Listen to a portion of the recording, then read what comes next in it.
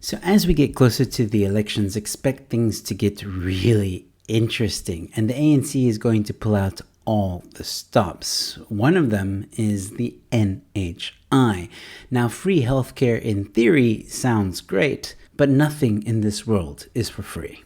Before we get into it though, ladies and gentlemen, please leave a like on this video, subscribe to the channel. I've got more content coming your way, and share this video far and wide. And don't forget to hit that bell notification so you're notified every time a new episode is up. Hong, hong, hong. My wife, she get it. Yeah. Did I hear that correctly? Hello, ladies and gentlemen. Welcome to News Flash. I'm your host, Joe Emilio. Let's have a look at the meme of the day.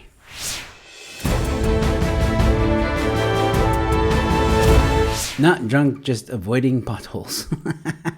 I'm sure a lot of South Africans can relate to this. The way we drive, oh crap, gotta avoid those potholes. I wonder if that would work though on the police as an excuse, Sorry, officer, there's just a lot of potholes. I had to swerve here and there. I'm sorry. The police officer probably let you go. Anyways, on to the story of the day. So the NHI, ladies and gentlemen, should we be concerned about it? Yes, we should. The ANC is using it as an ace up their sleeve, clearly. The NHI has received over 1 billion rand allocation.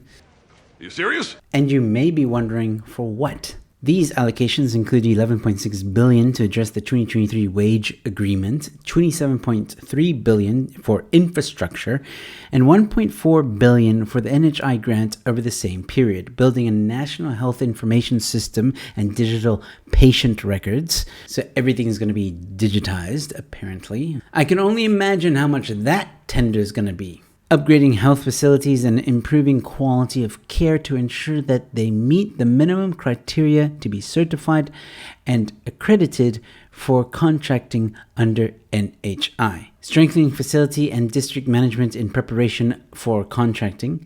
Granting semi-autonomous status for central and potentially other hospitals, and developing reference prices and provider payment methods for hospitals. And this all sounds nice in theory, but this is the ANC we're talking about. Everything they touch turns to dust. Need I remind you about all the SOEs that are bankrupt in this country? What makes you think the NHI will be any different? Especially when we're talking about the ANC, which is one of the most corrupt governments in the world. They're already talking about buying 18 private hospitals for the NHI. But here's the thing, hospitals need to be funded. Medical equipment, staff, doctors, nurses, all that stuff. The building itself needs to be maintained. All that stuff doesn't just happen. People have to build it, people have to take care of it, people have to replace it. And in doing that, in maintaining a hospital, it costs money. So who is going to fit the bill for NHI? Well, apparently 1,500 Rand a month tax on everyone with a job in South Africa will be funding the NHI. This is some bullshit.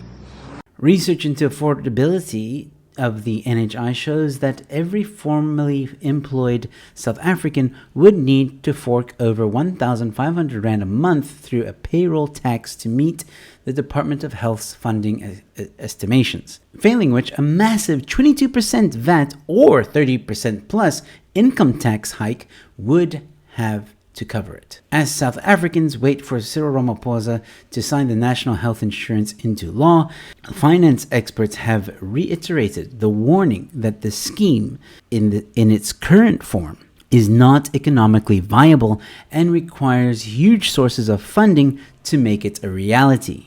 In a country where taxpayers are already taxed to death, now you want to add this on top of it. This will destroy South Africans. We already have a situation where there's more social grants or social grants dependents than there are people employed. But luckily, when Cyril signs this into law, and he will because it's a great PR campaign for them or for the ANC during elections, there are going to be people that are going to contest the bill or law. The SA Medical Association will be looking for a pen to contest NHI bill if Ramaphosa signs it into law.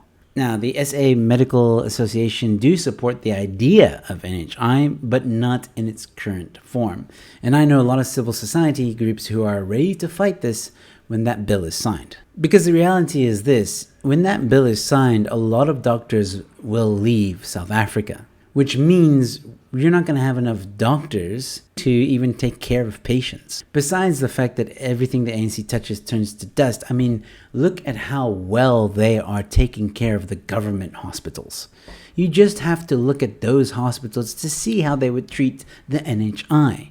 No matter how you look at this, the NHI will destroy the healthcare system in South Africa and make South Africans poorer. This is nothing but an election gimmick. But let me know your thoughts in the comment section below, ladies and gentlemen. I'd really like to hear from you. What do you think of the NHI? Do you think it's a good idea? Do you think it's not a good idea? Also, don't forget to leave a like on this video, share it far and wide, and subscribe to the channel. I've got more content coming your way, and if you really enjoy what I do here, please join us. Please become a member to this channel. Your contribution goes a long way to supporting the channel, and you get really cool exclusive perks, one of which is that you get to see these episodes before anybody else. If you want to know more details, please check out the join button below this video or the link in the pinned comments. With all that being said, ladies and gentlemen, thanks for watching. Your newsflash is in. As far as I can tell, being an adult is basically waking up every morning feeling shattered like you could sleep for 12 more hours and making a promise to yourself that you'll definitely go to bed earlier that night. Then later that night, finding yourself sat on the sofa, tired but determined to enjoy some time to yourself because the rest of the day was taken up by work and other people. Then when you get to the point where you can barely keep your eyes open, you decide it's probably time to go to bed, at which point you check the back door's locked, check the gas is off, check the front door's locked, brush your teeth, go and check the front door, the back door and the gas again. Then you get into bed and suddenly feel more awake than you felt throughout the rest of the day. So you just lie there thinking about every mistake you've ever made. Then you finally get to sleep, wake up the next morning feeling shattered like you could sleep for 12 more hours, promise to yourself you'll definitely go to bed earlier that night, and repeat.